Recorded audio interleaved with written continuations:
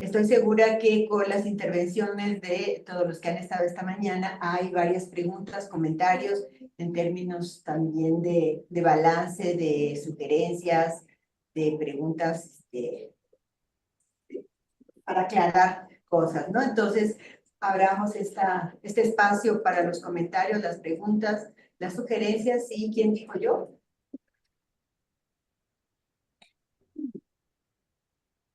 No se arrebaten la palabra, por favor. A ver, Carlos, adelante. ¿Eso está aprendido, David? Sí. ¿Sí? Ok, perfecto. Saludos a todos. Es una curiosidad que a la doctora sí, en su escucha. Sí. No, muy bien. No, sí. No, está apagado, abajo, ahí está abajo está apagado el micrófono. ¿Nos escucha? Ahí está apagado. Sí, ahora sí. Se escucha un poco cortado y un poco lejos, entonces Escucha cortado, sí. quizás si se pudieran acercar un poquito al micrófono, quizás sería... No le piques. Tú no le piques nada. Es como si estuvieras en Puerto Rico. Sí. Ya, ahora se escucha mejor. Sí. Sí. Una pregunta, Cintia, del banco de datos que usted mencionó que estaba manejando, no recuerdo que haya mencionado a la revista mexicana de estudios del Caribe como una de los fondos o de los que vaya a consultar, porque me parece que publicada en Quintana Roo, en la Universidad de Quintana Roo, y yo creo que no solamente ahí publican caribeñistas mexicanos, sino que también se abrió hacia otros lugares, latitudes del Caribe. De pronto, una sugerencia, ¿no? Echarle una miradita por ahí. Gracias. Sí, fíjense que el archivo está bastante completo, afortunadamente. Era este archivo que estaba alojado en el sitio web del anterior, o sea, nuestro anterior sitio web alojaba y resguardaba los archivos. En la actualidad no está ya disponible en nuestro perfil por temas, me parece, relacionados con los derechos de autor, pero sí, he hecho algunas pesquisas, me parece que hay algunos huecos todavía, que bueno, esperemos que el siguiente año podamos continuar rastreando, pero muchas gracias por la sugerencia y sí, serán tomados en cuenta. Y quizá yo pueda hacer una pequeña pregunta, si me permiten, ya que me tomé la palabra de manera tan arbitraria. Sí. Creo que no nos escucha. Es que ahora el micrófono para ahí. Ahora está lejos. Perdón. Adelante, Cintia. Ok. Yo quería preguntarle algo. Yo sé, doctora María Eugenia, que nos dijo que iba a venir en el artículo, pero esta visita del doctor Leopoldo Sea, ¿cómo en qué año fue, doctora? Y también esta sugerencia de Benito Taibo, ¿usted recuerda más o menos los años?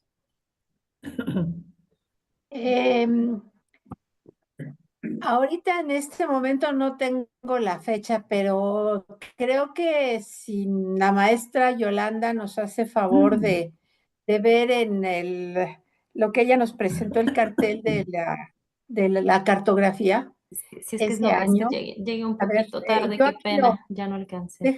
déjame ver a ver si aquí lo tengo. Bueno, si no, doctora, tampoco A no pasa ver, nada, ¿no? Pero creo que sí me serviría también para lo que estoy no, ahorita redactando. ahorita Pero te gracias, digo. doctora. Sí, gracias, no No, se preocupe. permíteme. Fue en el 2008, bueno, en el 2008 ya fue cuando vino Michel Antochif y fue ahí donde Benito Taibo, él estaba en publicaciones de Lina y él fue el que nos propuso, visitando a Benito para invitarlo, él nos dio esta idea. Fue en el año 2008 que se publica la primera divulgata. y la introducción es de la maestra, de la doctora Yolanda. Ya después vienen otras, no, fueron 5 en total, creo. La primera es en el 2008. El Gracias. otro de Benito, perdón, del maestro Sea, fueron, pues yo creo que, no recuerdo exactamente, pero si veo en nuestra biblioteca cuando se hizo la donación que él llevó, ahí puedo darte la fecha. Ha de haber sido entre el 2004 y el 2005, yo creo. No recuerdo cuándo muere el doctor Leopoldo Sea, pero fue antes de su muerte y realmente fue de una gran generosidad, porque él llegó por medio de la invitación que se circuló. Yo no recuerdo haberlo ido a invitar personalmente y él llegó pues lleno de libros y revistas. Entonces, creo que fue una grata sorpresa.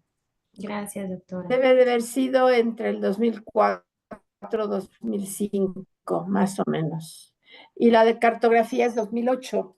Pero yo te voy a hacer llegar las divulgatas. De la primera ya no hay, pero tengo un PDF y te lo puedo mandar. Gracias, doctora. Sí. ¿Alguien más? ¿No? ¿Sí? ¿Tú? A ver. ¿Sí se escucha? A ver. Acá hay uno, pero acá hay uno. Sí, claramente. Ah, no, ya no.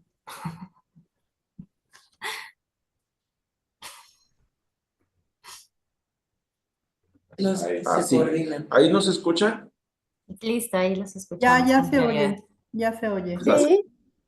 ¿Pero es este o es aquel? Es que aquel tiene un cable. ¿Sí nos escuchan bien? Sí. Bueno, Sí. ok.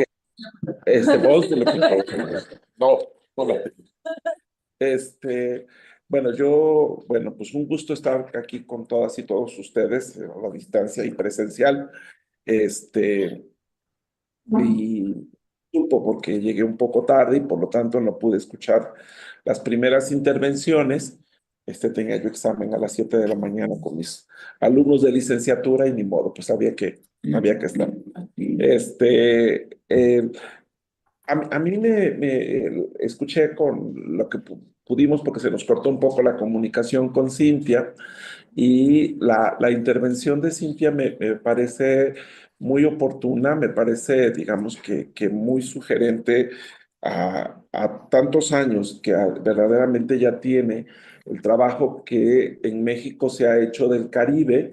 Me parece que es bien oportuno hacerlo desde una perspectiva de análisis de corte historiográfico, desde la perspectiva que está planteando Cintia y otras más que se pueden plantear, y en ese sentido me parece como muy afortunado. Creo que es el momento, creo que hay que hacerlo, y habría que yo pienso en varias cosas que comparto contigo, sobre todo Cintia, y con todos los aquí y todas aquí en el seminario. Me parece que a tratar de hacer una reflexión sobre lo que desde México, los estudios del Caribe, que es lo que mayoritariamente podemos hacer nosotros.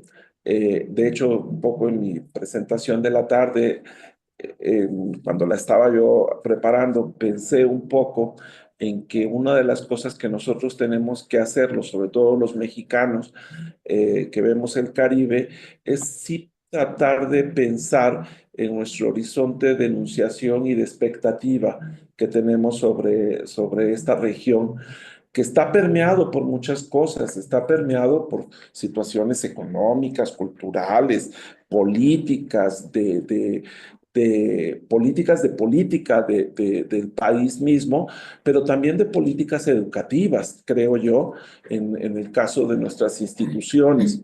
Yo solamente lo voy a mencionar por la tarde, porque sí me quedé pensando cuando estaba escribiendo lo de hoy, y ahora escuchándote a ti, me parece que tu trabajo podría dar luz al respecto, ¿no?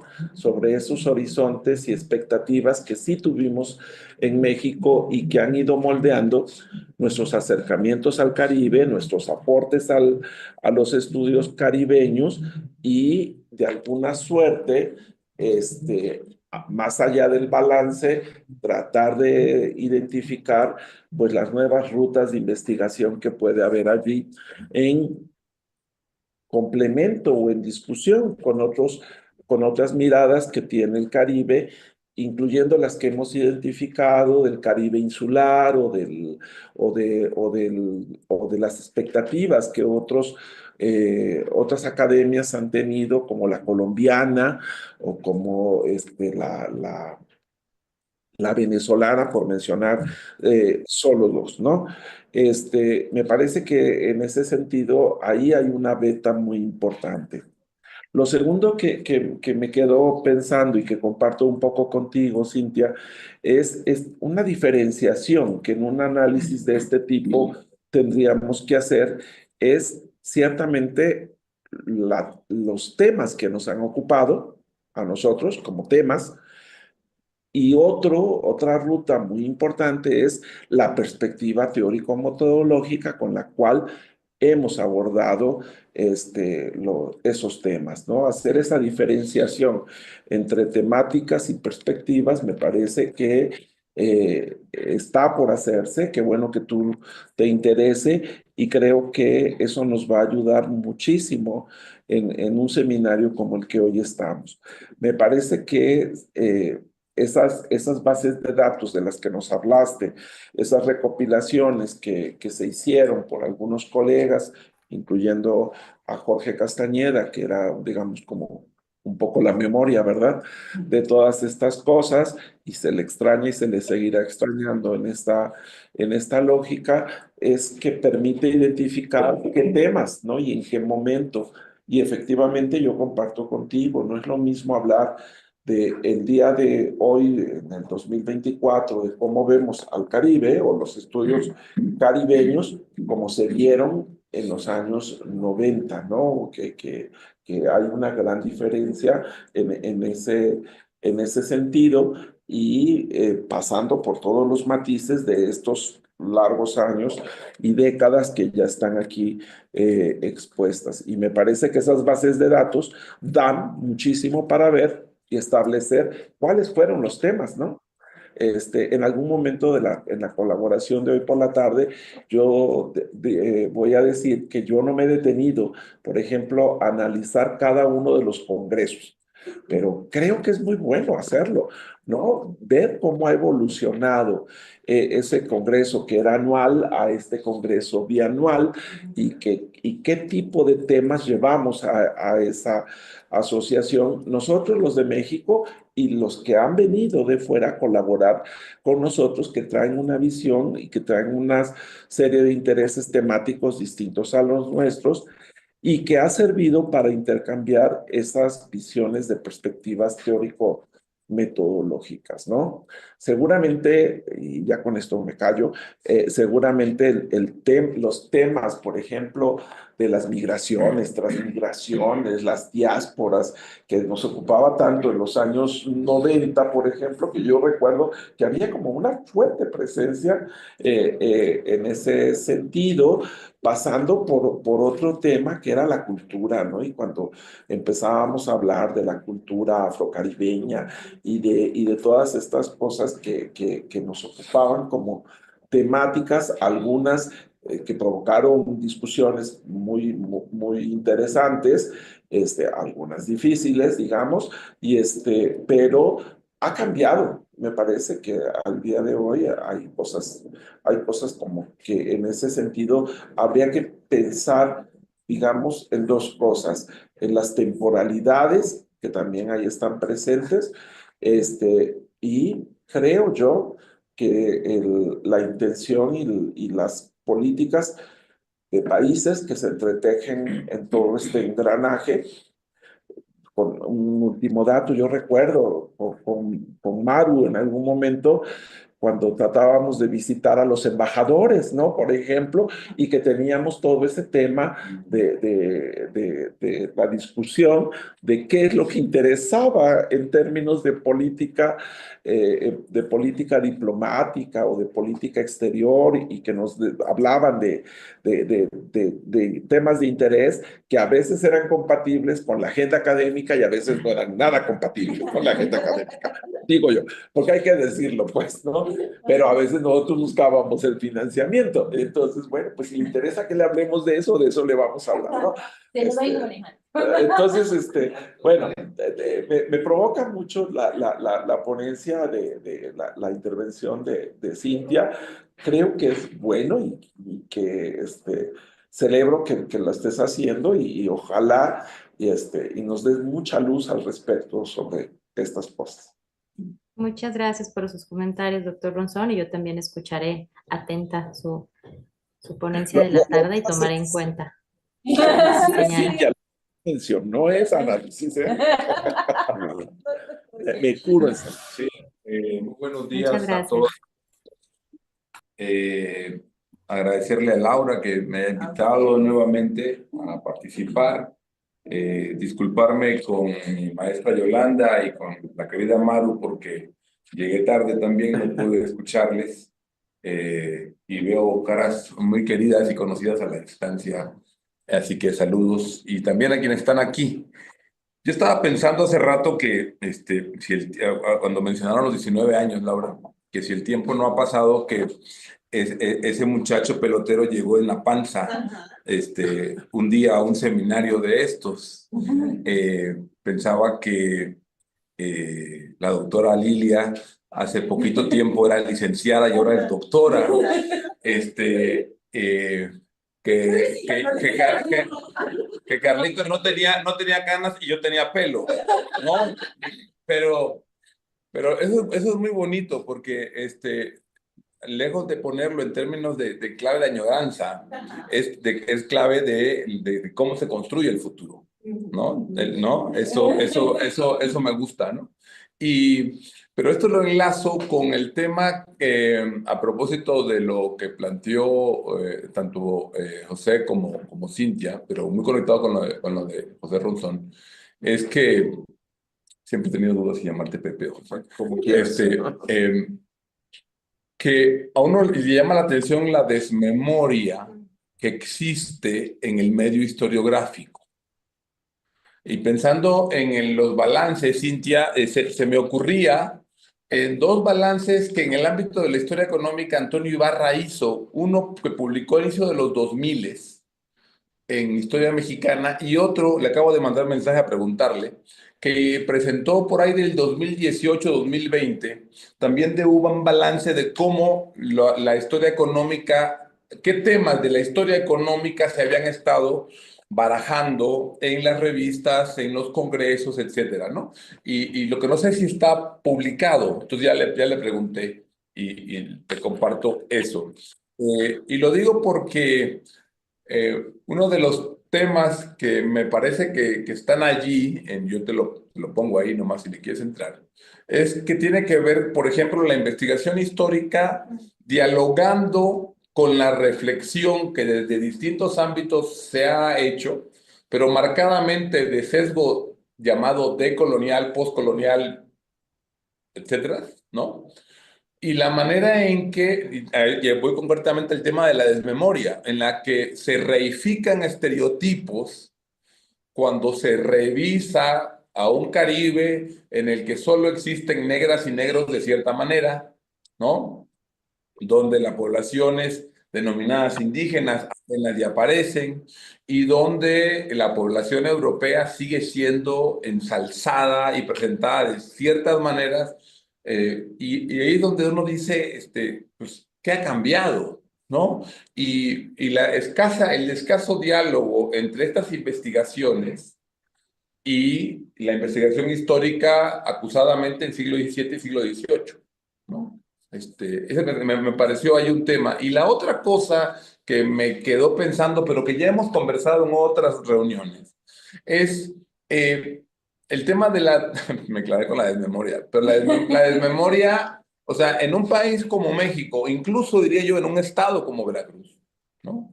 En el que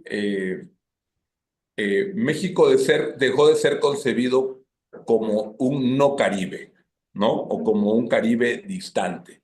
Sí interesaba, y Abreu lo mencionaba también, lo mencionó en varios momentos, sí han interesado muchos asuntos del Caribe, teniendo como epicentro político la Revolución Cubana y todos sus, ¿no?, efectos, ¿verdad?, ramificaciones, pero siempre como algo que está allá, que no está. ¿En qué momento y cómo construyó el Estado Nacional? ¿No? Es decir, ¿en qué momento se construyó una noción de un México o de porciones de México desvinculadas del Caribe? ¿No? O sea, desvinculadas del Caribe. Es decir, el intento de tener, digamos, el esfuerzo de todas las personas que han transitado por la MEC, y la maestra Yolanda lo sabe, digamos, a partir de esta enunciación seminal de Veracruz también es Caribe, ¿no? Pero ¿cómo se construyó la desfamiliarización, coño, desfamiliarización de México, de México distante de un Caribe? Y me parece que es algo que ahorita me quedé pensando en la presentación que hiciste y luego escuchando el recuento, ¿no?, que hacía José. Entonces, bueno, en fin, ahí le paro. Gracias, Álvaro. Muchas gracias. Interesante lo que tú estás planteando acá. Bueno, todas las participaciones son interesantes, pero quiero enlazar justo con lo que yo le quería preguntar a Yolanda.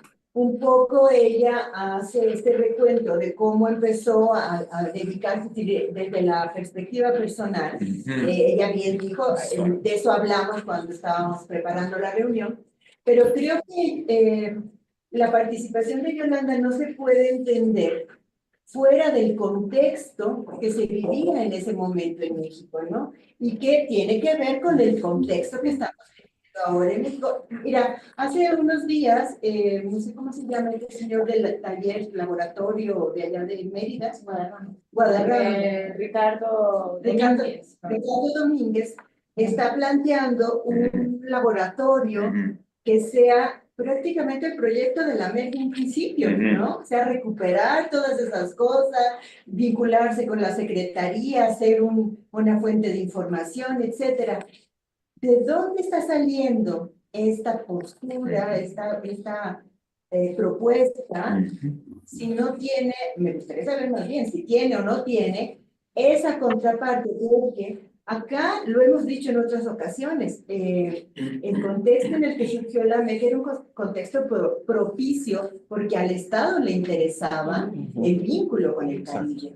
Yo en alguna sesión, me parece que fue en el congreso o en el coloquio del proyecto de mayo, planteaba justamente por qué ahora pensamos más en el Caribe continental, ¿no? Y no en el Caribe de la región. Y justo mi propuesta, mi hipótesis es, pues es que al Estado hay cosas que le interesan y hay cosas que no.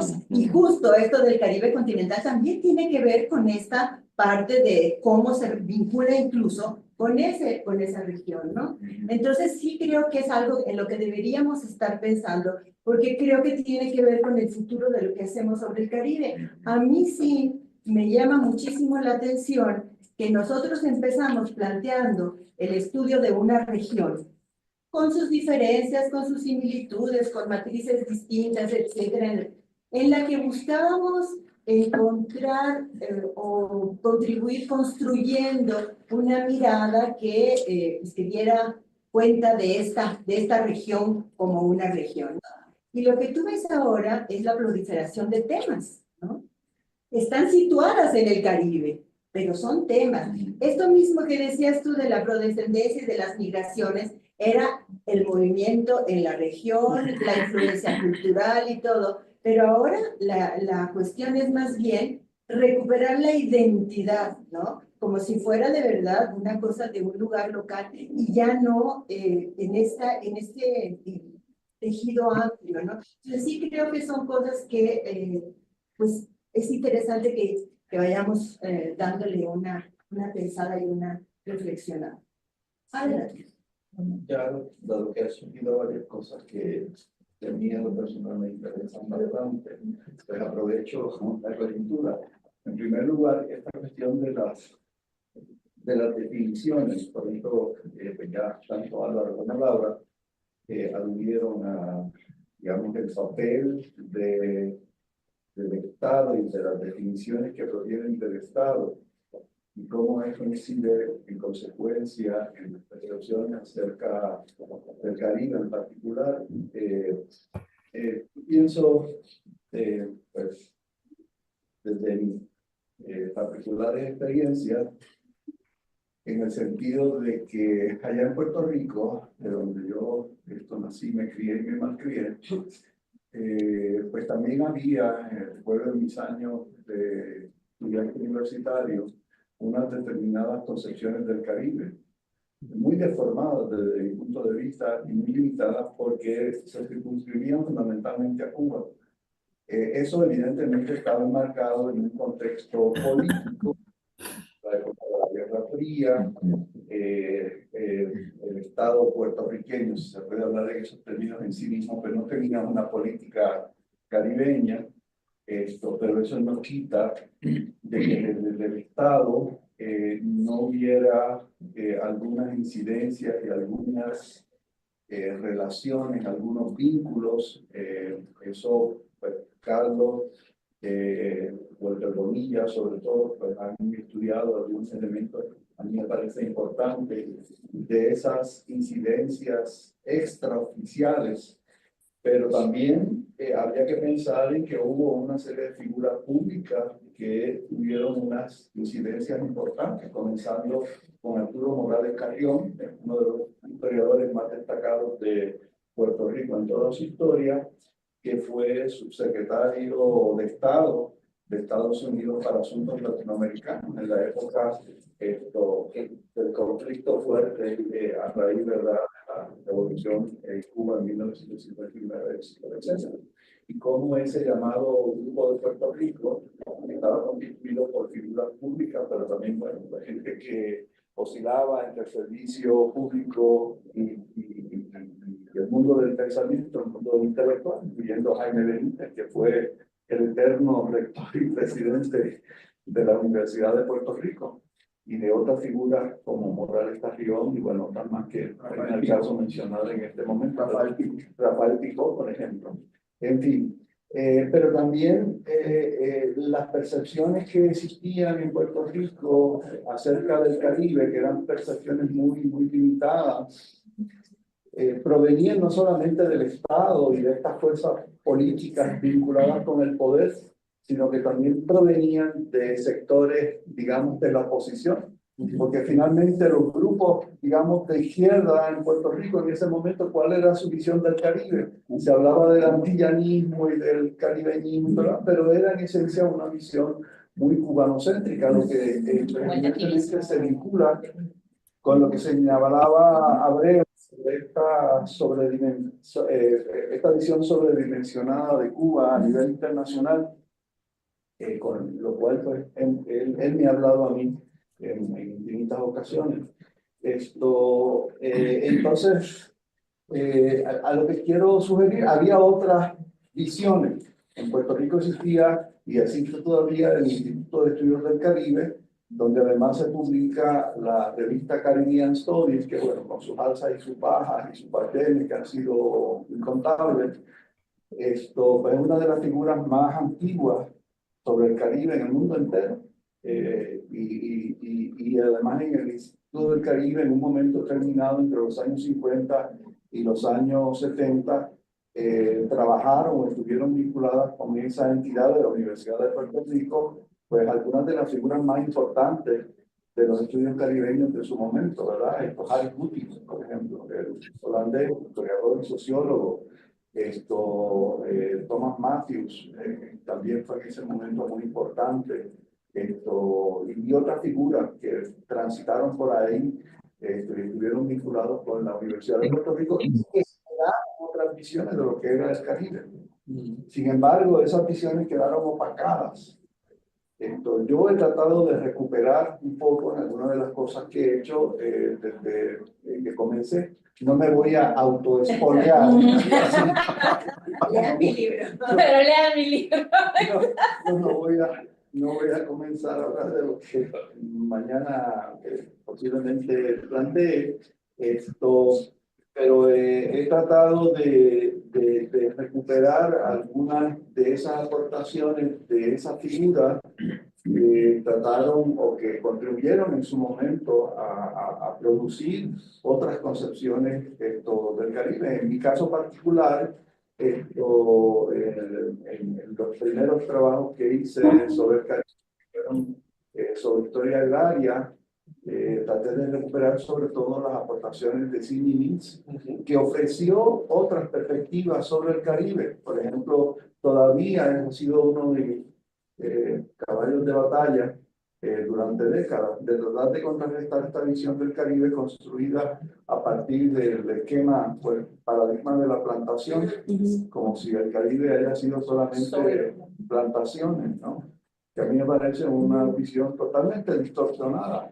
Y eso pues no es original mío, eso una de las personas que primero lo planteó fue Sidney Mintz. Ya desde los años 50 venía Mintz insistiendo en que había que ofrecer otras visiones sobre la historia económica y social del Caribe que no se circunscribiera a las plantaciones, a pesar de que él también pues, fue un estudioso del mundo de la plantación azucarera, y de hecho su tesis doctoral, que fue sobre Puerto Rico, se centró en una comunidad de trabajadores azucareros del sur de Puerto Rico.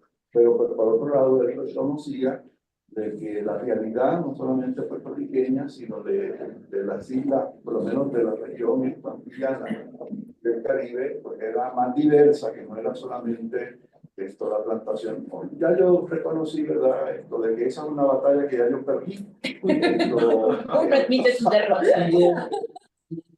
He perdido, lamentablemente, porque todavía sigo percibiendo de que buena parte de los estudiosos actuales del Caribe, gente de mi generación o de generaciones más jóvenes, pues siguen insistiendo en esta visión que nuevamente para mí, desde mi punto de vista, es una visión totalmente distorsionadora de lo que ha sido y de lo que es la historia del Caribe en todo su sentido, no solamente en el sentido económico, sino también en el sentido cultural, porque ciertamente estas diversas poblaciones campesinas pues, han generado también una serie de expresiones culturales que se tienden a perder o se tienden a desvanecer en este mundo construido a base del paradigma de la plantación. Entonces, bueno, pero sobre todo lo que quería rescatar es como en Puerto Rico yo crecí en ese contexto universitario y político, ideológico, en el cual pues había una visión del Caribe que provenía de los sectores políticos progresistas de esos años y que efectivamente era una visión que terminaba de alguna forma replicando la concepción del poder, porque era muy cubanocéntrica, y eso se veía, por ejemplo, en la presencia de los libros en las librerías, ¿verdad? Yo buscaba constantemente pues, cosas que me interesaran, que se podía decir de casi todo. Y los libros sobre otros países del Caribe, pues no llegaban, ¿no? Había una ausencia muy, muy grande. Yo recuerdo con cierta precisión los libros, por ejemplo, que encontré en mis años estudiantiles de búsqueda en la librería, de libros sobre República Dominicana, porque fueron unos cuantos que podía contar con la mano, ¿no? De historia me acuerdo un libro de Frank Moya Pons, que es una historia dominicana, uno que dedica, que realmente son los capítulos de su manual de historia dominicana, que él dedicó al periodo colonial, que publicó como libro aparte. No recuerdo ahora el título de ese libro.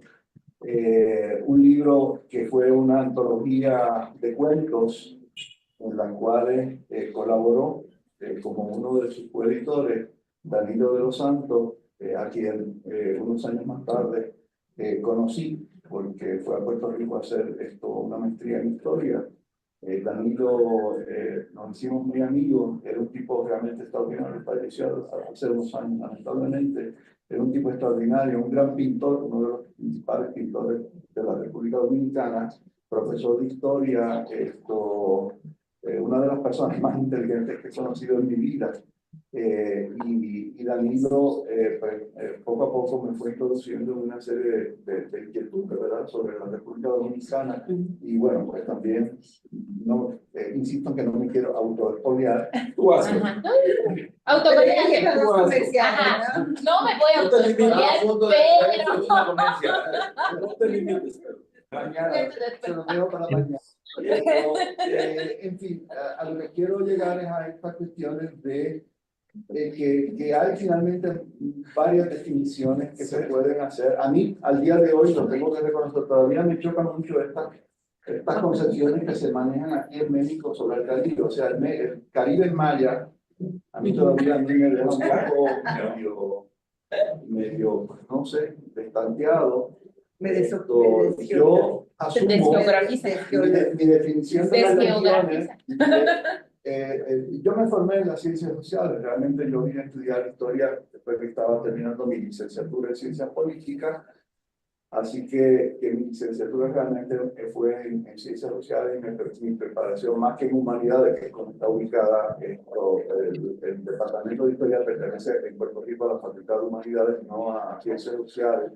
pero esto hace una gran diferencia. Sí, sin duda alguna, ¿no? Sin duda alguna. No, es que es cierto, ¿no? Sí, y para bien y para mal. Exacto, y para exacto. bien y para mal. Perdón, a mí creo que para bien porque me puso en contacto con las formas de concebir la realidad de las ciencias sociales, ¿no? Y por ejemplo, esta cuestión de las definiciones, porque las humanidades tienen, desde mi punto de vista, muy rígidas. En las ciencias sociales yo aprendí que una definición finalmente depende de qué es lo que se quiere hacer.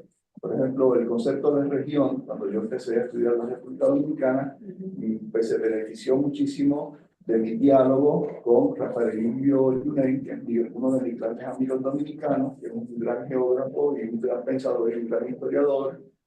Soy una excelente persona y Rafael Emilio me insistía en cómo la definición de la región pues tiene que ver qué es lo que se quiere hacer con esa región, cómo se operacionaliza, que es un concepto de las ciencias sociales, la idea de región. Entonces la región es una cosa que existe en sí misma, ¿no? Es una cosa que es maleable y en ese sentido, y bueno, eso después me lo encontré cuando en los años iniciales, cuando estaba haciendo el doctorado, leyendo a Fernand Braudel, cuando él hablaba del Mediterráneo, ¿verdad?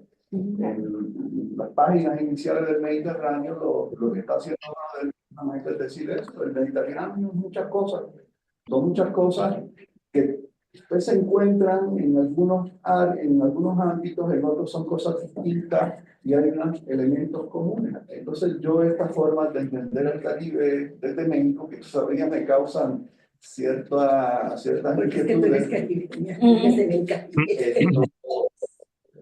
las he tratado de pensar desde esa perspectiva brodeliana, ¿no? De pensar una determinada región desde esa porosidad. De la misma forma que esto, bueno, lo he dicho en varios contextos y alguna gente se ha escandalizado. Me encanta escandalizar a la gente. No, Nueva York es una ciudad caribeña. Sí. Pues, lo mismo que es Miami. Lo de Miami se puede entender por la cercanía geográfica. Pero Nueva York, pues perdón, el Nueva York contemporáneo, en buena medida lo construyeron los dominicanos y los puertorriqueños y los haitianos y los cubanos y un montón de, no solamente caribeños, sino de estos latinoamericanos que han estado ahí y que han construido literalmente esa ciudad. Aparte de haberla construido también culturalmente y en muchos otros sentidos. Y bueno, ya no digo más. esperen la segunda parte mañana. Ok, entonces, Ana, José y Miguel. Ok, pues bueno, no lo voy a contar, lo voy a presentar mañana, pero, No me copies, ¿no? no, pero me llama mucho la atención justamente y que tiene que ver con lo que yo también he reflexionado, Y creo que va muy de la mano con lo que el recorrido que se ha iniciado con esta primera mesa, ¿no? Y me lleva a esa plática que tuvimos Johanna, Laura y yo en un café en Mérida, cuando nos estábamos poniendo de acuerdo sobre qué íbamos a decir en nuestra mesa sobre cómo se enseña el Caribe, ¿no? O sea, y según nosotras eso iba a ser como fácil y iba a ser rápido y que en un café lo íbamos a solucionar. No pasó, obviamente, ¿no? O sea, en ese proceso. Y lo que pudimos darnos cuenta justamente fue cómo las instituciones, pues hay un diálogo entre investigadores, instituciones, entre temas que solicita el Estado y agendas que meten los propios investigadores, ¿no? Un poco, creo que el caso de la doctora Yolanda es como muy claro en esa dimensión, ¿no? Por un lado había una estructura, ¿no? O sea, lo que presenta es una estructura, y por el otro un interés genuino de ella como investigadora de crear un proyecto de cosas y de elementos que eran visibles para ella, ¿no? O sea, en esa dimensión, y empezar a presentar esta dimensión, ¿no? Y lo que dijo Álvaro justamente sobre esta desmemoria, pues para mí fue como muy interesante darme cuenta muchos años después, muchísimos años después, cuando me acerqué al área de educación básica, como el coronavirus, muchos años después, cuando me acerqué a educación básica, no a la educación universitaria, hacia lo más básico, preescolar, primaria y secundaria, darme cuenta de que el Caribe ahí no existe. Ahí el Caribe no existe como estructura. Y cómo se enseña la geografía es una cosa que ni siquiera nos hemos detenido a pensar de que cuando este estudiante o esta persona que va a cursar eventualmente sus estudios y va a llegar a la universidad, va a descubrir una zona que toda su infancia, aun cuando viviera ahí, no había reflexionado. Y justamente esto tiene que ver con muchísimas políticas educativas. Creo que el último trabajo que presentó Alfonseca, el doctor Alfonseca, ha sido como muy ilustrativo en ese sentido, del uso incluso de la educación como una herramienta política y casi fascista, ¿no? en este sentido. Y el contraste que hay entre la educación formal, esta que da el Estado, que oficializa, que quita, que pone, que da. Un caso de ejemplo de esto es la nueva escuela mexicana y la incorporación de la afrodescendencia y la noción indígena dentro de la escuela mexicana, la nueva escuela mexicana por ley clásica, ¿sí? O sea, en esta dimensión, junto a 2 siglos de desindianización que vinieron justamente con todo el proceso de la modernización del país en la nación, ¿no? O sea, y donde primero había que dejar de ser negro y dejar de ser indio para ser mexicano, y ahora resulta que hay que volver a ser indio y volver a ser mexicano, porque todos tenemos uno en algún momento, o fuimos, o somos... Porque no hemos dejado de ser. Porque, exacto, nunca lo hemos dejado de ser, ese es el asunto, pero hay todo un discurso ahí educativo que tiene que ver con el que le quitas y le pones a esta dimensión, que también pasa en esta dimensión geográfica de cómo se enseña el Caribe, se dimensiona, y hay una serie también de agendas políticas que están, presentadas ahí, ¿no? Yo me acuerdo que en una de las primeras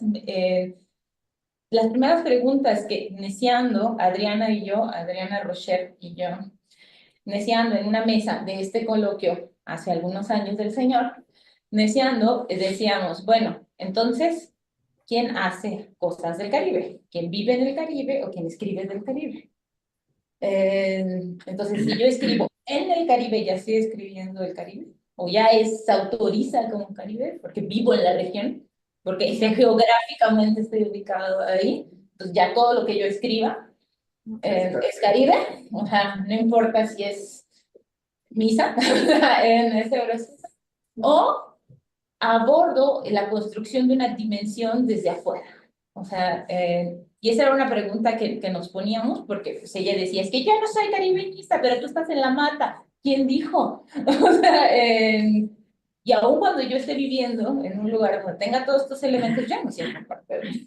O sea, y empezábamos justamente a discutir esta dimensión que no es nueva, definitivamente. O sea, hay toda una idea de la región y los giros alrededor de la región. Y yo creo que también es un poco, esta desmemoria puede ser también muy peligrosa, puede ser así un ejercicio suicida. ¿A qué me refiero con esa idea de un ejercicio suicida? Que ahora pareciera ser que todos los temas flotan en el aire, en el sentido de que ya no tienen territorio. En esa noción pareciera ser que la afrodescendencia es una cosa que vive en todos lados, los indígenas, o sea, los pueblos indígenas de todos los lugares son iguales, o sea, y entonces es lo mismo hablar de mayas y mapuches, o sea, ya no hay una dimensión de territorio en esta noción, ¿no? Y vamos junto a elementos totalizantes, ¿no? Como una de las críticas más fuertes a la teoría de la tradición era la falta de un territorio de anclaje, ¿no? O sea, lo mismo con las diásporas y todo esto, pero bueno, se justificaban en su momento bajo una dimensión, ¿no? Entonces, esto puede ser un ejercicio suicida. En esta idea de sin territorio, puede ser muy complicado en el sentido de que, bueno, entonces ya no hay particularidad del sujeto. Entonces, si estudiamos a los negros en Veracruz, ¿ya vimos a todos los negros en todos lados? Exacto, claro que no. No, somos únicos y especiales. Claro, o sea, Jesús es de Veracruz. Ah, claro, Jesús es de Veracruz. Y entonces, ¿dónde está esa como dimensión? ¿Y dónde queda también nuestro quehacer en esta dimensión, ¿no? Donde nos interesa la particularidad, ahora sí que esta dimensión del chisme, o sea, de esta particularidad del individuo y la historia del individuo, y en toda esta particularidad nos interesa, al final de cuentas, en las ciencias sociales y en las humanidades, nos interesan los sujetos y los nombres, no las dimensiones totalizantes, o creo, no sé, sería, o creo, ¿no? Entonces, eso es algo que he estado como tratando de discutir y me parece muy interesante y a la vez muy peligrosa esta idea de la desmemoria en la medida en que no hay, o parece que ya no hay territorio, pareciera, ¿no? O sea, en esa dimensión. Y hablando de la reina.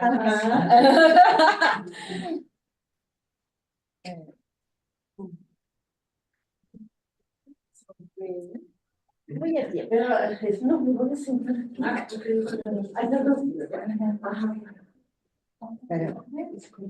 Bueno, entonces. Sí, bueno, yo no sé si la mesa quiere decir algo, porque como que ya nos quedamos Ajá, como que con la palabra, pero yo creo que sí, yo la tenía otra pregunta. hablar de monopolios y dominación, bueno, tiene que ver justamente con lo que la mesa provocó, ¿no? Y las preguntas que se han hecho aquí, que me parece que enriquecen esa discusión,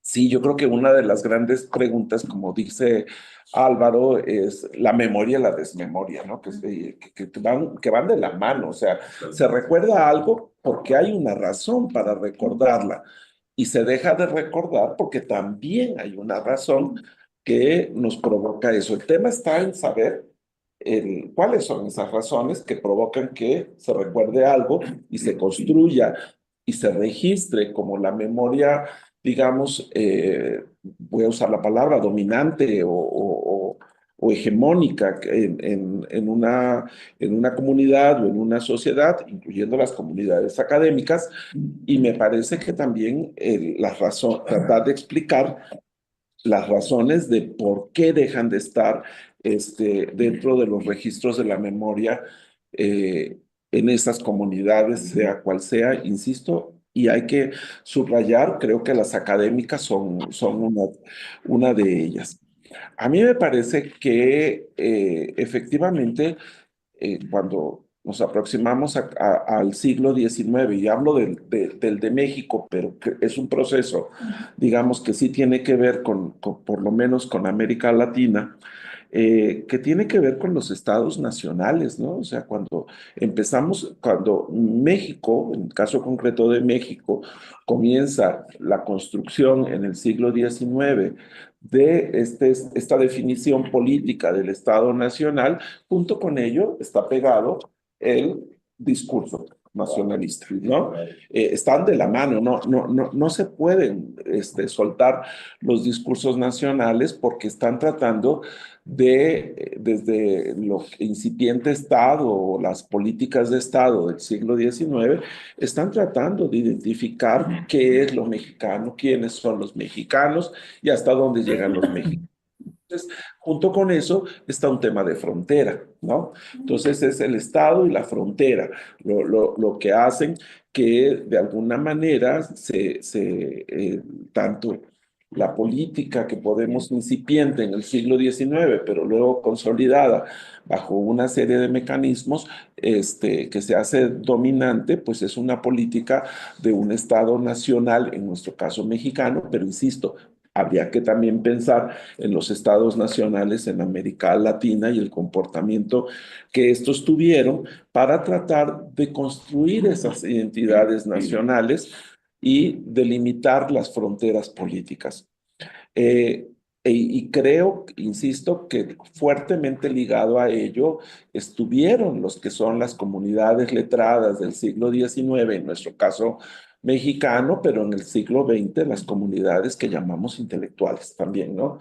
Y que fueron dando paso y que estuvieron ligadas incluso a políticas gubernamentales muy específicas, y en nuestro caso México, pues no podemos dejar de pensar en cómo se construyeron instituciones, pues como la propia Universidad Nacional Autónoma de México, el Instituto Nacional de Antropología Histórica e Historia, el Politécnico, el Fondo de Cultura Económica, que estuvieron ligados al Estado y que por lo tanto estaban o están ligadas, yo no puedo desligarlas, al Estado entendido como, no como gobierno, sino como el Estado.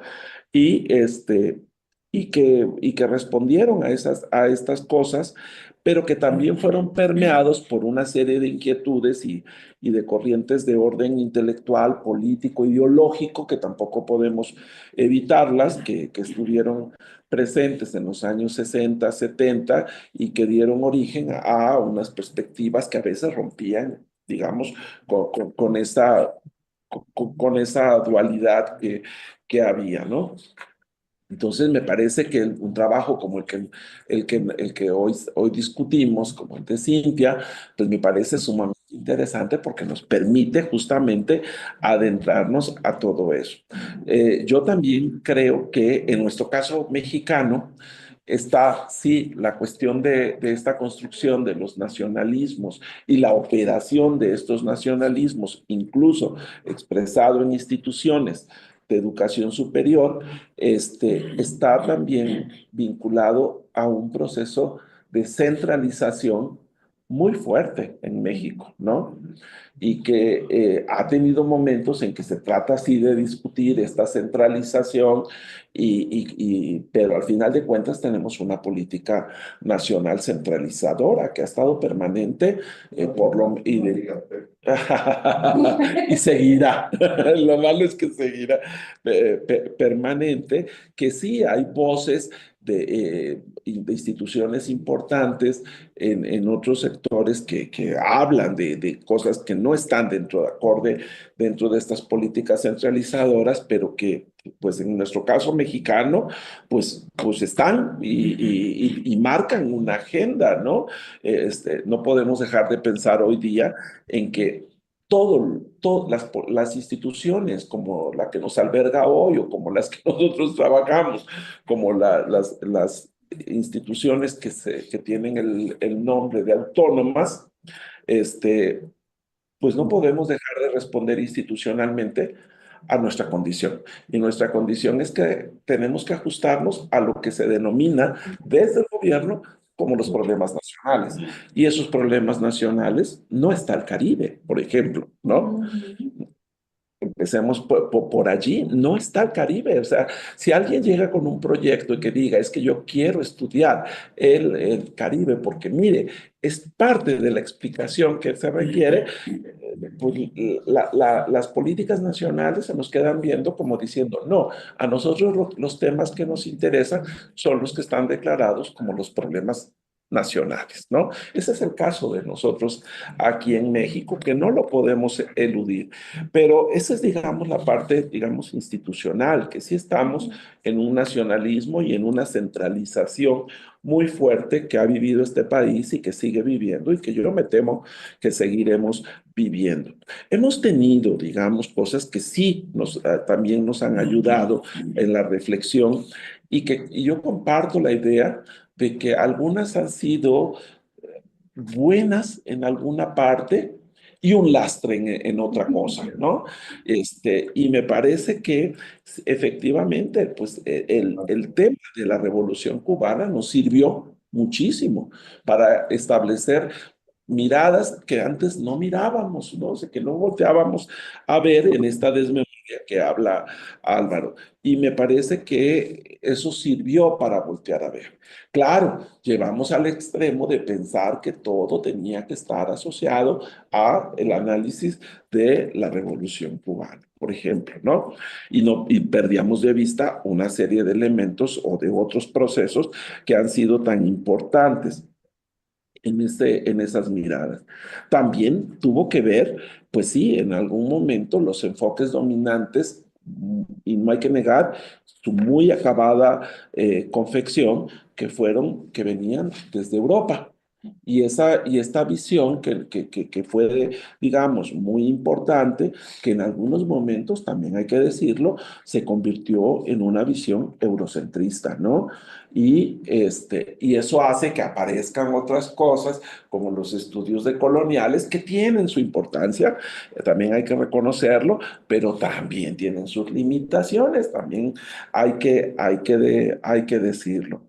Y luego estos debates que tenemos desde la disciplina, que yo creo que sí son muy importantes, por cosa que decía Pedro, no, pues sí, no es lo mismo tratar de conceptualizar desde las ciencias sociales que ubicarse en las humanidades, ¿no?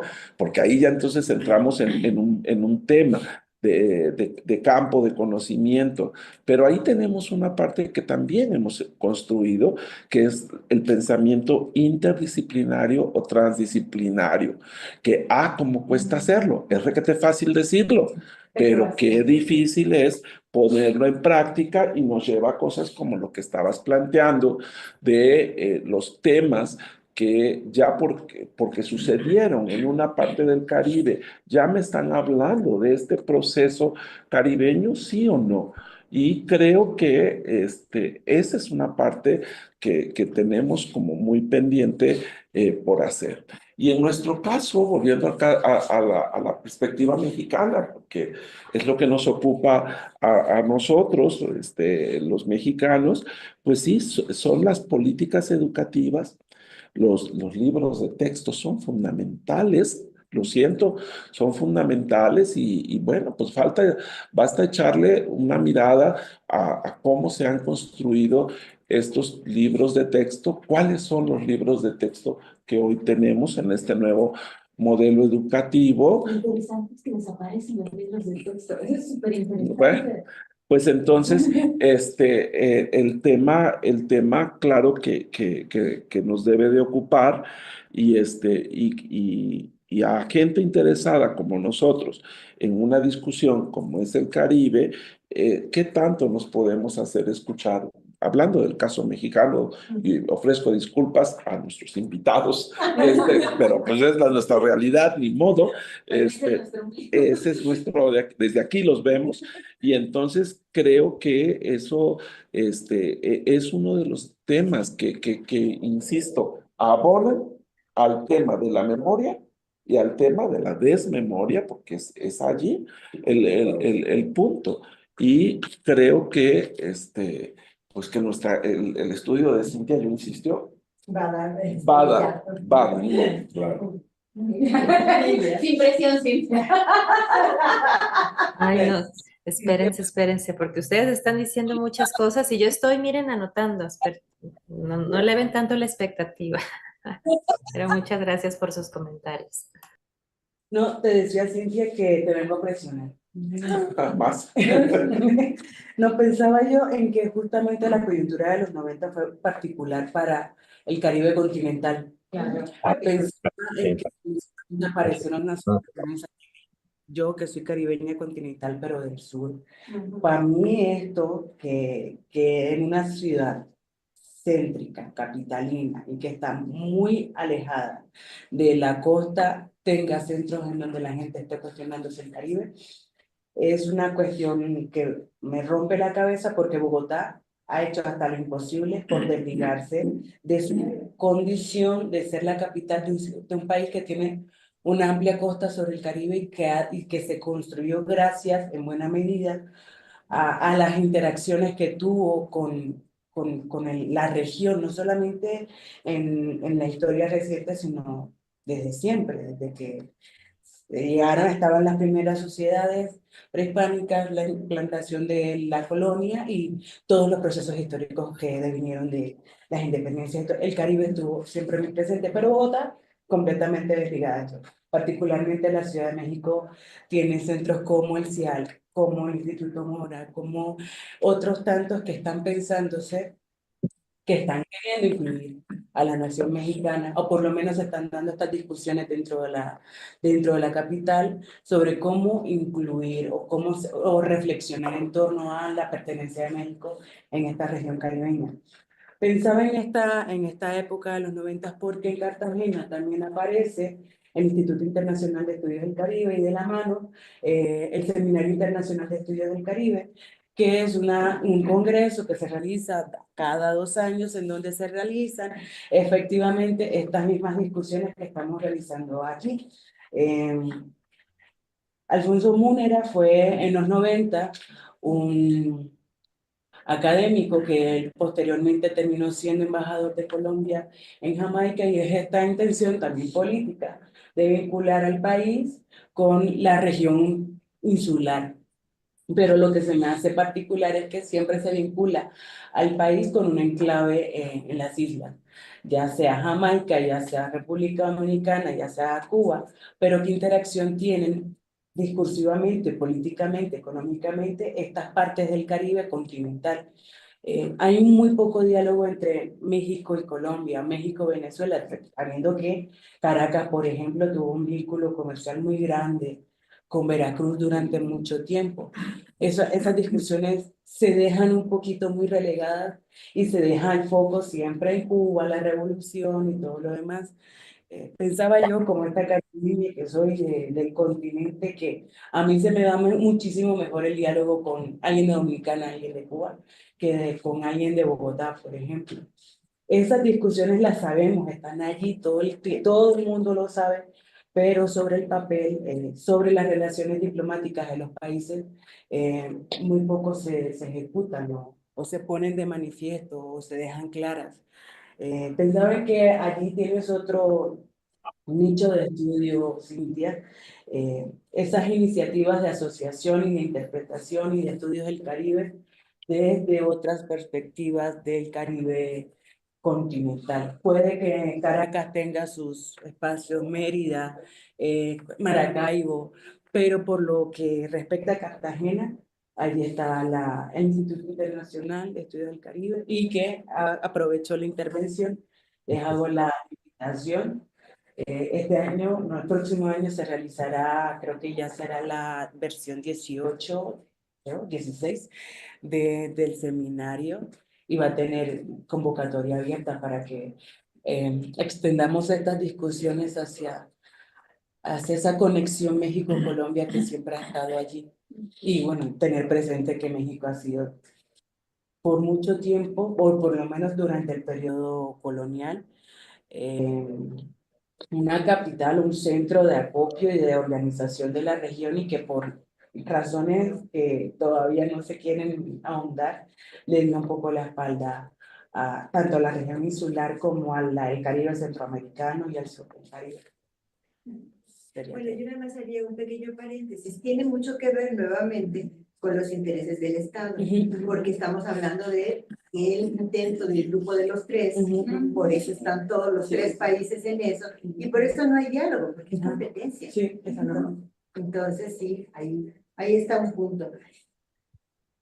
¿Alguien más? Yo la que tiene que... Allá, no, allá. No, pero Yolanda quería hablar. Pero mira, ya Sí, no habías hecho una pregunta, ¿no? Ya se Laura. fue Yolanda. No, creo que solo bajó su... No, ya está. No, pues no aparece ahí. Yolanda, ¿dónde estás? Es que debe estar Sí, escondida en los porque ahí se demás. ve 9. Mira. Pero es que yo no puedo. Aquí, aquí Allá arriba. arriba. Ya. Visión de pantalla. Ahí está. Es que no oigo bien, Laura. ¿Estabas hablando algo de mí? ¿O estabas buscando? Sí, pero quité la imagen para ver si oía mejor porque me estaba costando mucho trabajo oír. Ok, no, estábamos vaya. preguntándonos si tú ibas a intervenir con estas preguntas y con los comentarios que te han hecho. Ujú. Bueno, sí, gracias. Bueno, sí, pues es que ya se hizo unas discusiones muy interesantes y que rebasan a lo mejor un poco algunas de las cuestiones que aquí se han planteado y que son de largo alcance, ¿no? Pero a mí me parece que, digamos, tanto Maru como yo abordamos como una de las líneas de lo que se ha trabajado sobre el Caribe en los pues 30 años que tenemos de estar en esto, y en cambio Cintia hace la presentación de su trabajo es como una visión global de todos los puntos que ella nos dio, que efectivamente lo veo bien rico, bien ambicioso y con muchos elementos que aportar. En el caso de lo que yo mencioné, insisto, como lo que hizo Maru, fue solamente digamos, un enfoque muy personal de la participación que a mí se me estaba pidiendo, que era como yo lo abordé, ¿no?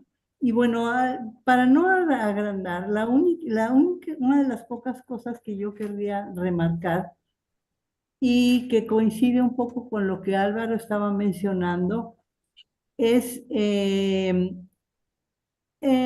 les decía, mi interés particular, como yo entré ahí después del proceso del acoplamiento y del entendimiento de cuando yo empecé a vivir en Veracruz, yo había vivido, ¿qué? 14, 15 años en Jalapa, que está a 100 kilómetros de Veracruz, y yo no conocía Veracruz, ¿sí? Llegar a vivir ahí fue una experiencia diferente. Bueno, hay anécdotas sobre esto, pero es increíble que cuando vives y te integras de una manera diferente, tu enfoque es distinto, ¿no? Uno podía ir como turista a ver Veracruz, pero pues, no tenía nada que ver. Entonces yo en ese tiempo que viví en Jalapa no conocí Veracruz en el sentido de aprenderlo, ¿no? Y la llegada a Veracruz, y la llegada además, no solo a Veracruz, porque Veracruz tiene una población bastante conservadora, el puerto, pues, sino la llegada a incorporarme al Instituto Veracruzano de Cultura, que estaba abriendo una perspectiva muy interesante en ese reverse desde adentro, como yo les decía, a partir del proyecto de la doctora Rodríguez Prampolini. Encontré ese interés particular que me motivó todo el hecho de conocer lo que las casas de cultura estaban encontrando, esa multiculturalidad y esa diversidad de Veracruz que no se resolvía tan fácilmente, porque salían una serie de cosas, como yo les decía, poblaciones en donde se estaba perdiendo una tradición de X cosas, donde lo que ya estaba constante, y lo dije, fue el movimiento sonero, ¿no? Que ya tenía su camino e iba por ahí abriendo brecha para muchas otras cosas.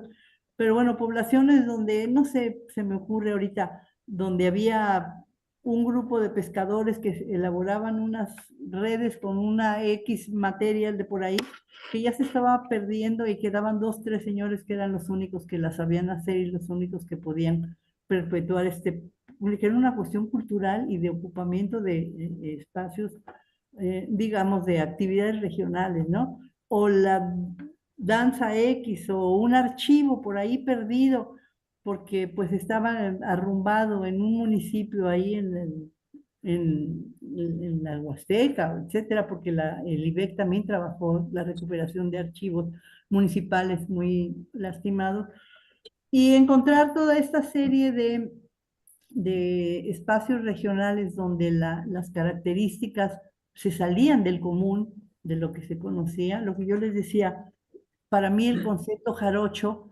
esa esencia jarocha, pues por ahí me empezó a brincar, ¿no? Y fue cuando yo me planteé cómo podía yo hacer para responderme esta pregunta que me estaba llevando a hacer, cómo podía yo conectar a Veracruz con ese entorno caribeño que ya me aparecía enfrente, ¿no? Y de ahí esa primera idea de hacer, digamos que cuando yo la planteé o cuando la planteamos en el IBE, pues fue así como muy difícil de aceptar, ¿no? Lo de Veracruz también es Caribe, que se convirtió en algo tan peculiar. Pero digo, por ahí empecé con esa línea, ¿no? Y bueno, eso tal vez ya se pueda ver en un contexto general la importancia que tuvo, pero para mí pues fue poderme introducir y buscar todos los aspectos. De hecho, una cosa que yo ya no dije, bueno, que es que esa línea me llevó a una serie de subtemas que se abrieron enormemente, todo en función de cómo enfocarla desde el punto de vista cultural, desde el punto de vista histórico, y un poco lo que decía Álvaro también, no se olvidaba la población indígena, al menos en el caso de las áreas que yo traté de intervenir, porque para mí, bueno, sí era históricamente la llegada de los esclavos a Veracruz y los trabajos del doctor Aguirre Beltrán, pero para mí era cómo se estaban dando en el siglo XIX en esa simbiosis cultural con la población indígena, ¿no? Y bueno, en el caso de la tesis exploré un poquito esos asuntos de cómo no solo los afrodescendientes, digamos, las mulatas, los morenos, los pardos, sino los españoles, entraban en esa comunicación, en algunas de las prácticas que tenían que ver con aquello que se denunciaba por las prácticas ajenas a la cultura occidental, ¿no? Y que estaban íntimamente ligadas. Entonces, cosas como esas fueron las que a mí me parece que me sirvieron para hacer de esas líneas cosas, por ejemplo, intervenir por ejemplo, en el plan de estudios de la Facultad de Historia, donde por primera vez se dio una materia que se llama Conformación Regional y Cultural de Veracruz, que abordaba más abiertamente la posibilidad de acercarse a los temas como esa conformación multicultural que había, ¿no? Direcciones de tesis, en fin, varias cuestiones que pues por ahí a lo mejor entran en esta gran parte que Cintia está haciendo efectivamente un esfuerzo enorme por llevar adelante, ¿no? Eso sería, no sé si queda alguna cosa que quisieran comentar. Isabel, creo que ganaste. Sí. Igual paso. Sí. El micro. El micro. No, bueno, yo también es una pregunta para Cintia y en general para todas las profesoras que van a hacer como este recuento y esta revisión sobre la formación de la MEC. También esta importancia como de las procedencias académicas de la conforma, ¿no? Y yo aquí sí quería preguntar a Cintia y a la profesora María Eugenia y a la profesora Yolanda, la importancia que tuvieron esos espacios. Yo creo que algo que caracteriza a la MEC es que es una gran comunidad académica acá en México, que está integrada realmente por profesores y investigadores que tienen instituciones de procedencia muy diversa, ¿no? Y acá, bueno, sí quería preguntar sobre la importancia que jugó en su momento el hecho de que muchos de los profesores fueran egresados del Colegio de Estudios Latinoamericanos o que dieran clases en el Colegio de Estudios Latinoamericanos. Y lo pregunta desde luego porque yo soy egresado de ahí y muchos de estos profesores fueron mis profesores, ¿no? Y profesoras y profesores.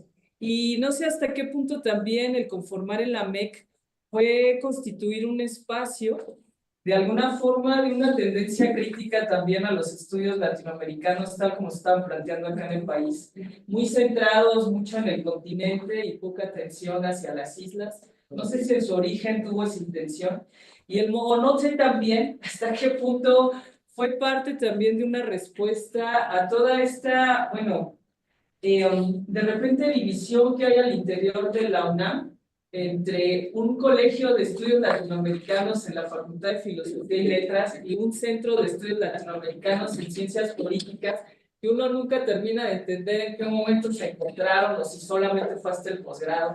Entonces, bueno, yo sí quisiera pensar, o sea, lo han planteado acá, bueno, la buena medida, los estudios del Caribe responden también a políticas del Estado, pero también creo que responden a dinámicas dentro de las comunidades académicas, ¿no?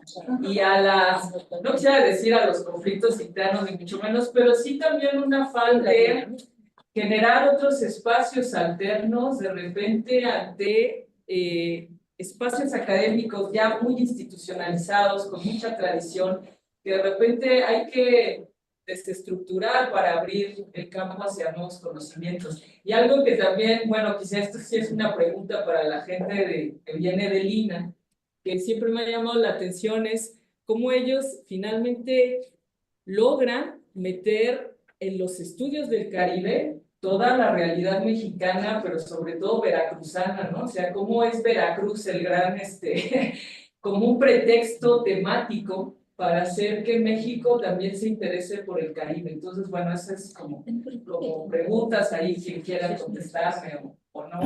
Muchas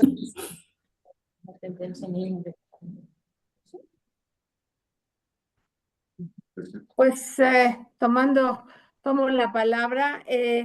Efectivamente, el Lina ha dado cobijo a una serie, a unas temáticas muy importantes sobre el Caribe.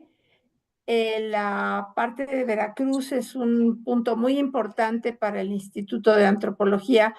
Su centro regional, ahí ha estado algunos de nuestros compañeros que inclusive formaron parte de la MEC.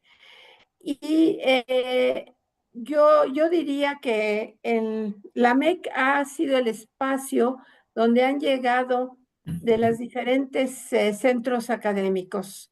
Creo que la forma como se ha desarrollado ha respondido más bien al interés de cada uno de los investigadores que trabajan en el Caribe, más que una institución de donde provengan, y encontraron en esta agrupación, en esta organización, un espacio para desarrollar, para presentar sus productos editoriales, pero también en los congresos presentar sus investigaciones.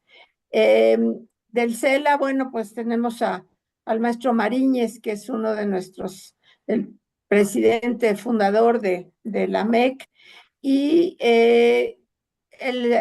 yo no sé la parte de la dinámica política interior entre ciencias políticas. Yo provengo de ciencias políticas, primero de la Flaxo y luego en ciencias políticas de la UNAM, y he trabajado casi toda mi parte académica con primero lo que era el CECIDEL, ahora CIALC, y el INA.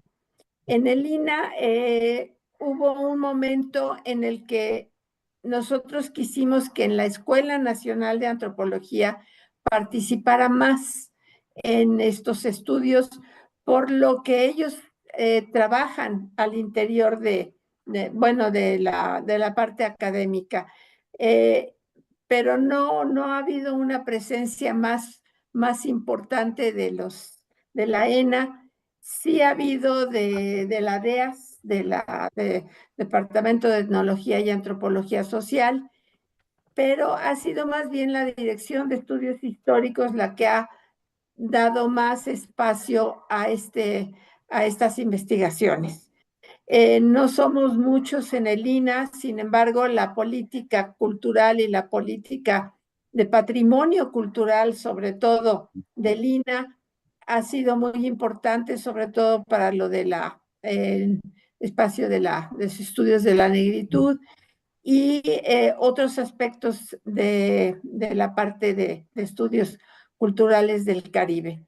Eso sería lo que yo puedo contestar de parte del Instituto Mora. Obviamente ahí hay una fuente muy importante de participación, y no se diga de la Nicolaita, desde luego, que es realmente también un pilar importante en los estudios del Caribe en cuanto a producción editorial, en cuanto a investigaciones al interior de esta sede académica. Creo que la idea de la MEC es presentarse como un espacio, independientemente de las políticas de gobierno o de Estado, es un espacio de libertad, y lo hemos presentado con toda la parte cultural que se ha desarrollado dentro de no solo de la dirección de las jornadas del libro caribeño, sino también en los congresos. Entonces, sería lo que yo podría responder. Bien, ¿alguien más? No sé si... Yo diría como quizá una cosita más, qué pena. Bueno, es que se me hacen siempre muy sugestivas las preguntas y no los pensamientos que Isabel siempre nos ofrece. Me declaro fan absoluta de Isabel y creo que lo que señala, pues sí, o sea, me hace pensar un montón de reflexiones, pero las traduciría como a dos o tres. Fíjate, Isabel, que también cuando yo inicié, pues claro, yo también soy latinoamericanista, ¿no? Entonces, yo siempre también llevo puesta la playera del CELA, pero también me daba cuenta, pues justo lo que señala la doctora María Eugenia del Valle, la multiplicidad de instituciones que han participado en la MEC. Sin duda, pues uno quiere llevar agua a su molino, ¿verdad? Pero sí, o sea, yo creo que por eso me parece que seguir como la producción académica de los participantes más constantes en la asociación nos permite tener justamente una visión un poquito más enriquecida que si solamente la acotamos, ¿no?, a ciertas instituciones. Entonces, eso me parece bastante enriquecedor y sin duda yo creo que por nuestra formación, pues vemos, ¿verdad? En el CELA, pues como a esas figuras que me parece que sin duda así lo han sido para nosotras y para nosotros, y sobre todo porque esta visión crítica, ¿no? O sea, yo creo que en el CELA lo que de pronto nos enseñaron nuestros profesores, muchos de ellos participantes en la asociación, es que se puede leer América Latina en clave caribeña, que pues tiene un poquito que ver con lo que señalaba el doctor Ronzón, ¿no? También lo que señalaba Álvaro, ¿no? O sea, por supuesto que está una perspectiva bolivariana de ver América Latina, y por supuesto que los estudios latinoamericanos pues provienen de ahí, pero pues gracias a las enseñanzas, ¿no?, de profesoras y profesores maravillosos que tuvimos o que tenemos todavía en el Colegio de Estudios Latinoamericanos, pues también podemos ver que está una Nuestra América de José Martí, también podemos ver un movimiento de la negritud que también atraviesa otras realidades, y me parece que ahí está la riqueza o el enfoque no solamente temático, sino que tiene que ver sobre cómo analizamos el presente y el pasado en clave caribeña, ¿no? Y yo creo que ese es uno de los aportes de los y las integrantes de la MEC, ¿no?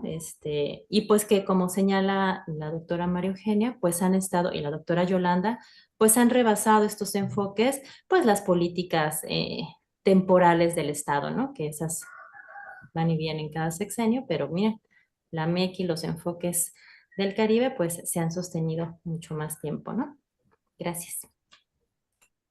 Muy bien. Ana quería decir algo.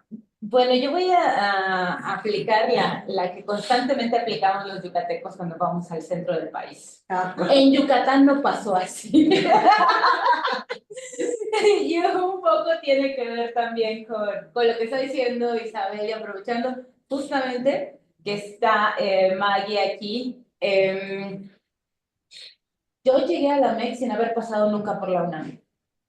O sea, yo nunca tomé clase con ninguna de las figuras que fueron piezas fundadoras, intelectuales fundadoras de la MEC.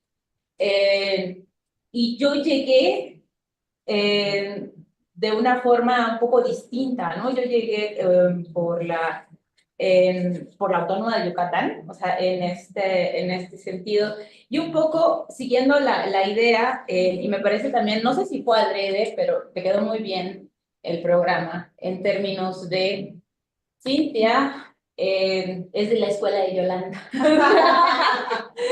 O sea, un poco siguiendo las genealogías en esa lógica, y en la tarde, mañana, pues Maggie y yo estábamos en la misma mesa, ¿no? O sea, Maggie fue la que insistió muchísimo en hablar dentro de una licenciatura en literatura latinoamericana que existiera un bloque para que se hablara de la literatura caribeña, ¿no? Particularmente, ¿no? Y del Caribe. Y junto con eso fue como muy difícil hablar frente a estos discursos, sobre todo porque a nosotros la influencia latinoamericanista del centro del país no nos llegaba igual. Nosotros teníamos a José Martí aquí a la vuelta, ¿no? O sea, obviamente, y a Bolívar, y, o sea, obviamente, o sea, José Martí estaba en el Parque de las Américas y en la escuela y y en todos lados, ¿no?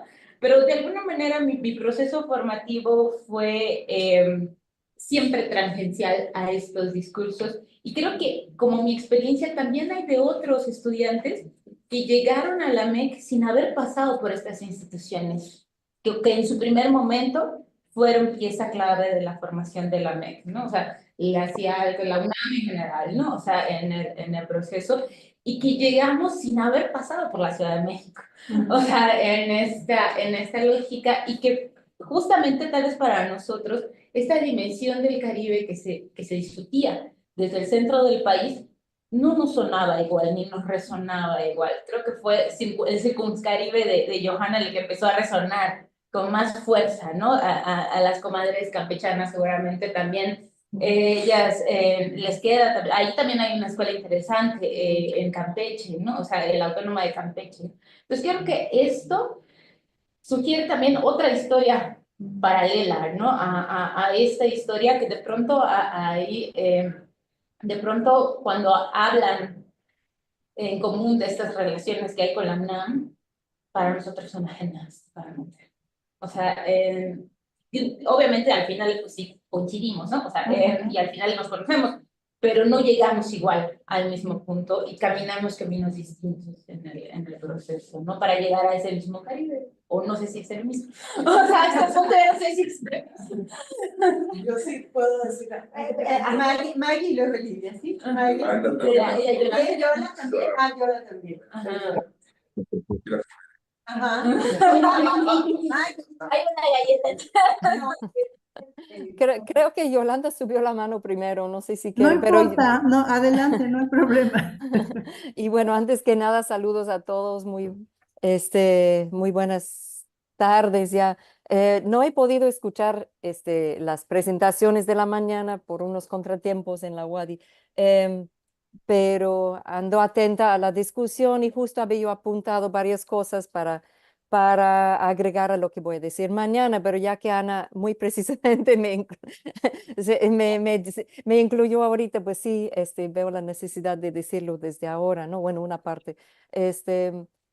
Precisamente la manera en que nosotros empezamos a abordar el Caribe, ¿no? No fue en relación al centro del país, al contrario, fue una discusión nuestra un poco en respuesta a ese aislamiento real o percibida, porque depende de dónde estás sentada en la mesa, ¿no? Del resto del país, ¿no? Cuando yo llegué a esa discusión en el 89 y 90 más bien, ya existió un departamento de estudios del Caribe en la facultad que estaba vinculado a la Universidad de La Habana particularmente, y organizaban encuentros del Caribe cada año me parece, desde el 88. Y venían intelectuales de la región hispanoparlante particularmente, no solamente de Cuba, pero también de la Dominicana y me parece sí, de Puerto Rico también. Yo me encontré ahí en el 90 y estaban ya con proyectos bien, bien argumentados desde la disciplina de la historia, ¿no? Claro, yo empiezo a meter mi cuchara en el asunto desde los estudios literarios, que además estaba apenas empezando a vivir en la facultad, a ocupar un espacio en la facultad, un espacio que tuvimos que luchar mucho para tener, ¿no? Había ya un espacio para lingüística, que era lingüística al contrario de lo que nosotros decíamos de la literatura, una lingüística etno y sociolingüística enfocado exclusivamente en el componente maya, ¿no? Y bueno, cuando yo entré y me decían, no, pues tienes que desarrollar un proyecto de investigación, pues me interesó en la parte de lo que estaban trabajando de Yucatán y el Caribe, el Caribe que ellos estaban abordando, que era la relación principalmente con Cuba, pero no solamente en discusión con cubanos, ¿no? Pero la relación histórica que trataban de la península de Yucatán con el Caribe realmente era la península de Yucatán con Cuba, ¿no? Desde tiempos prehispánicos hasta el siglo XIX estaban trabajando en ese entonces, ¿no? Entonces, bueno, yo crecí, digamos, en ese espacio. Y como dice Ana, o sea, la cosa que yo había apuntado antes para comentar era precisamente el enfoque de nuestra licenciatura, porque toda esta situación que tenemos como académicos de que el Caribe no existe en espacios formales de los estudios. Ana decía de que ni siquiera está en la geografía de escuela básica y bueno, no hay licenciaturas en estudios del Caribe, por ejemplo, ¿no? Situación que ocurre en otras partes del mundo también. Uno tiene que buscar dónde meter el Caribe en las licenciaturas, en las investigaciones, porque no existen los espacios oficiales, ¿no? Entonces, cuando tuvimos la oportunidad de rediseñar la primera versión de la licenciatura en el 2001, mis colegas fueron muy generosos y sí aceptaron incluir esa única materia de literatura caribeña en el corpus básico de la licenciatura, pero no fue en relación realmente a una perspectiva latinoamericana. La licenciatura es literatura latinoamericana, pero tanto las asignaturas que tienen que ver con lengua, bueno, en ese entonces no, con literatura de pueblos originarios y en particular literatura maya contemporánea y las asignaturas de literatura caribeña tenían que ver con cómo nosotros queríamos situar a Yucatán como península dentro de lo que es América Latina, ¿no?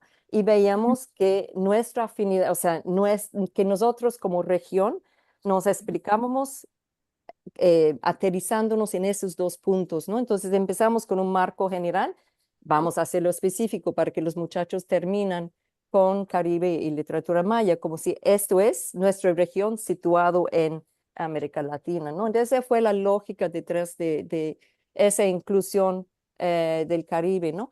Que pues en 20 y tantos años ha cambiado mucho la recepción de esa asignatura, ¿no?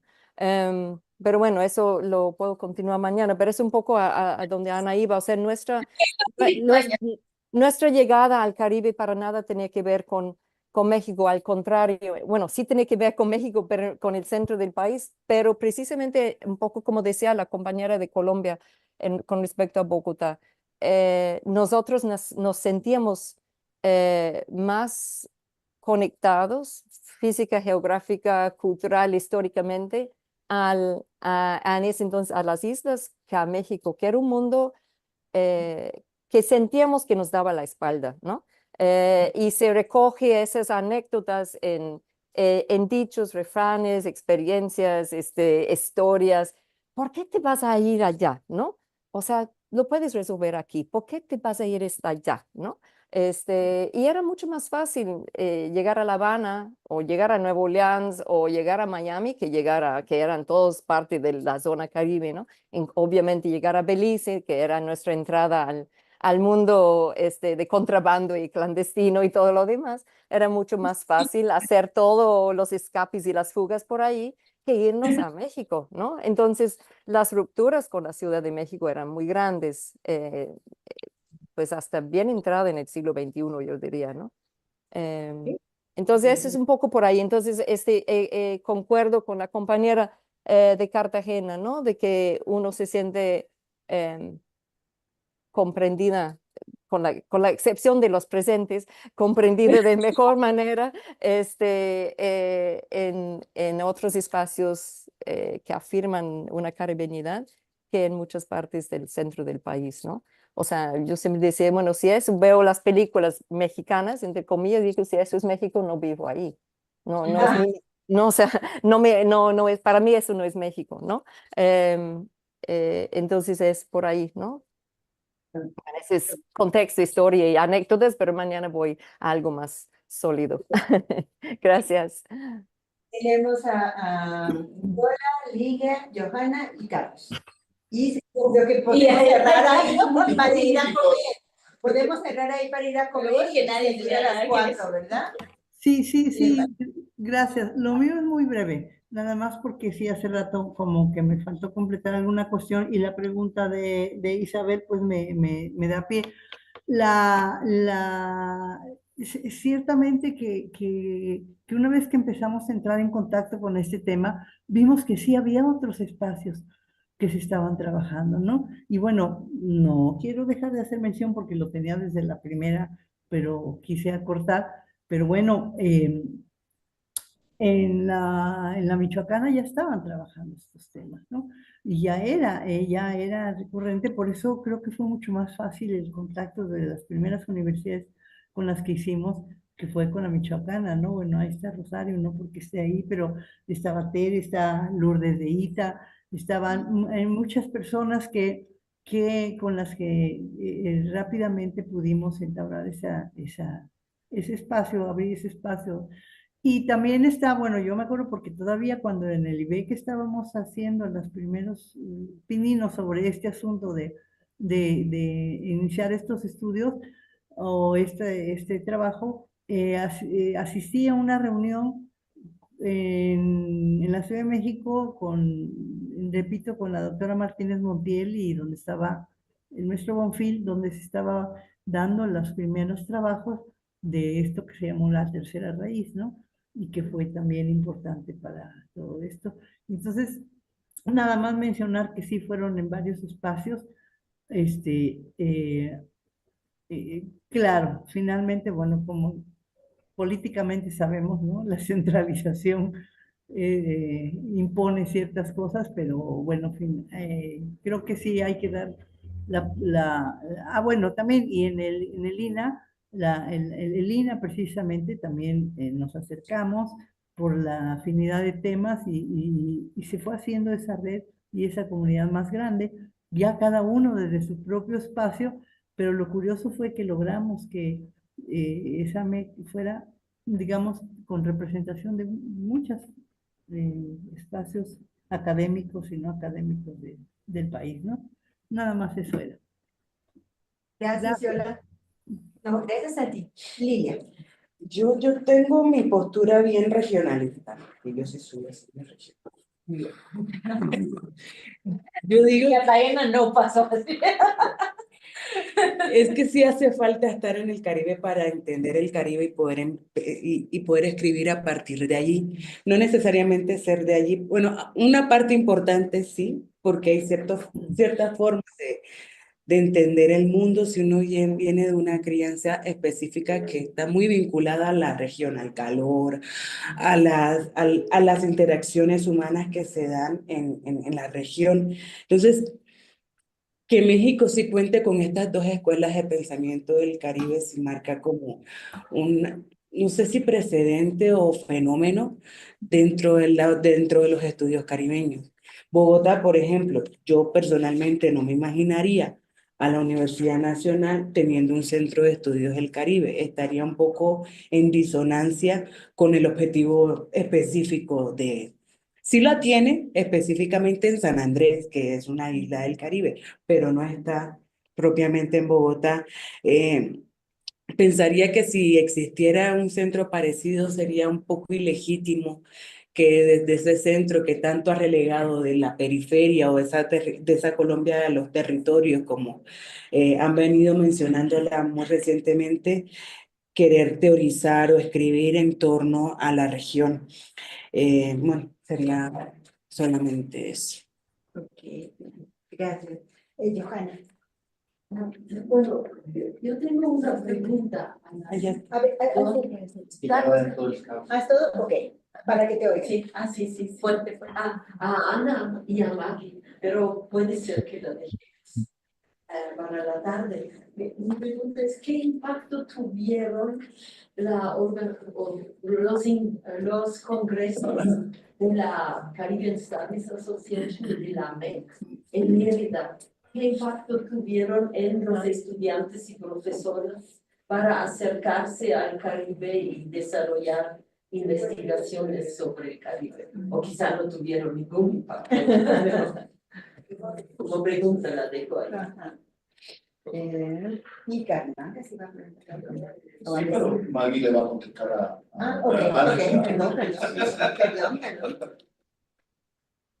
Definitivamente ahí es Maggie, como en todos. ¿Respondo la pregunta o en otro momento? De una vez. No sé si respondo la pregunta o si se van a comer, no sé cuál es la dinámica. Es una respuesta breve.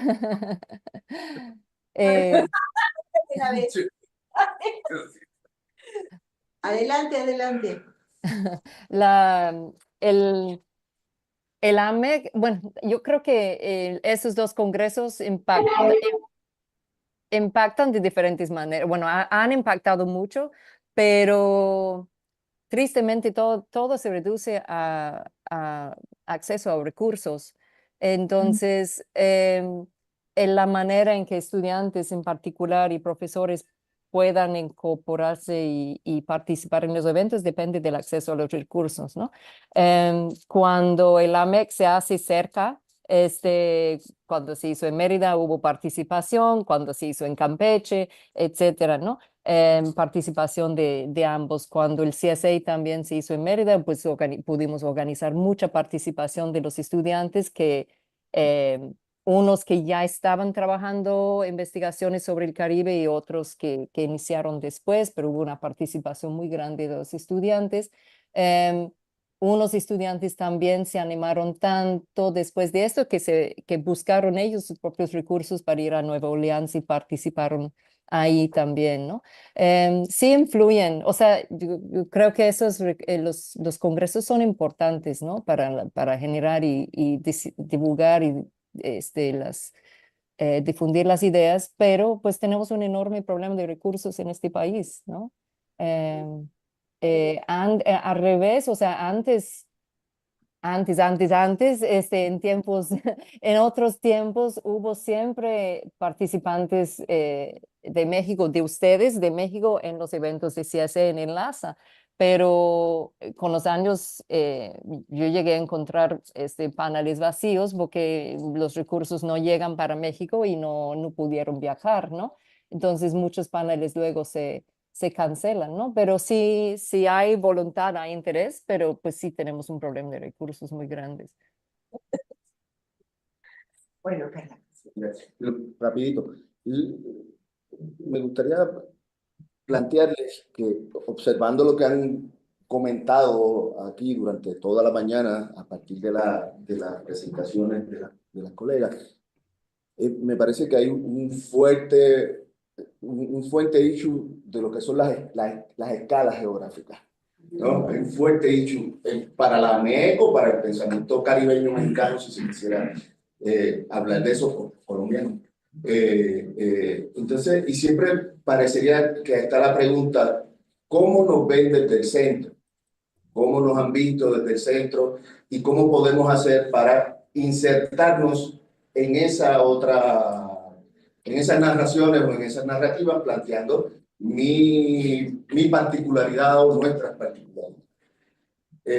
Sin embargo, me parece, estoy hablando de mí, no, Porque me parece que tal vez también habría que preguntarse cómo desde el Caribe insular,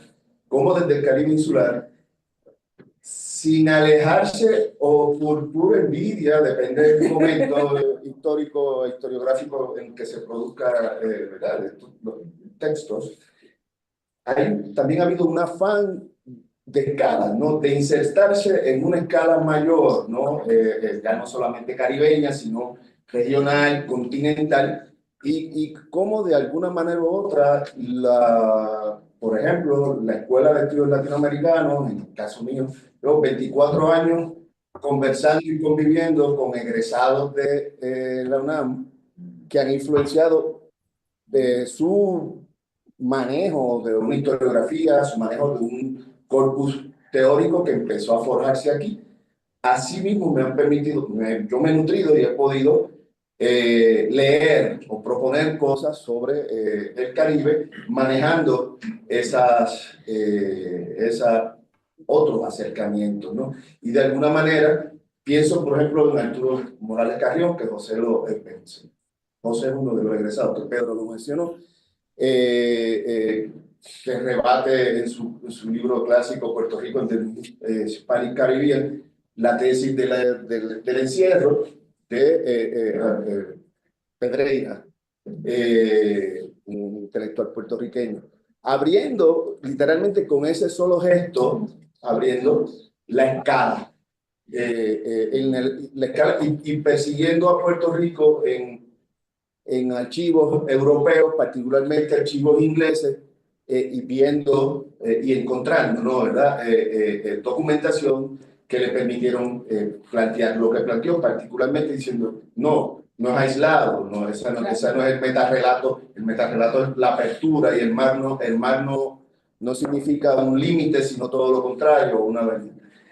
Pienso igual en C.L.R. James, y su concepción de la esclavitud, muy crítica, por supuesto, pero sin embargo, en términos de las escalas, los argumentos de C.L.R. James, y geográficamente, vincula 3 continentes, y es parte fundamental de su argumentación para entonces hacer una propuesta X, la que sabemos, de lectura sobre el sujeto negro como un sujeto revolucionario y un sujeto revolucionario moderno.